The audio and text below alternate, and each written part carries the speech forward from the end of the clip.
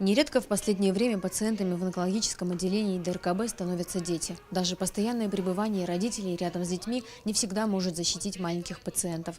Тогда на помощь приходит доктор-клоун. Около года назад Алексей Ярошенко, дети знают его под именем Смайлик, впервые пришел в больницу.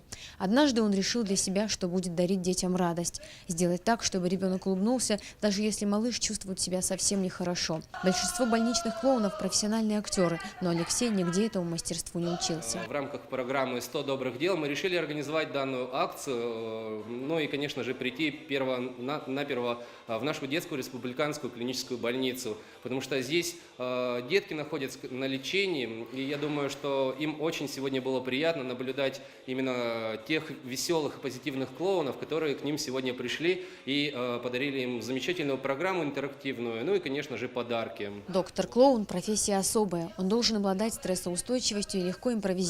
Такой вид реабилитации детей с тяжелыми заболеваниями широко используется во всех странах мира. Клоуны в больнице необходимы почти так же, как и врачи и медики. По мнению психологов, хорошее настроение – один из самых главных показателей, способствующих скорейшему выздоровлению. А смех, радость и веселье помогают справиться с болезнью. Много игр и занимательных занятий провел с детьми. Спасибо им большое. Дети получили настоящий заряд бодрости. И надеемся, что сегодняшний день поможет им в быстром выздоровлении. Улыбку у этих малышей вызвать не всегда просто. Из-за тяжелой болезни и медицинских процедур дети становятся замкнутыми. Часто оказывается, что доктор-клоун для ребенка – единственный друг, который помогает маленькому пациенту поверить в чудо и в то, что малыш обязательно поправится. Залина Губурова, Валерий Гадзиев, Осетия ТВ.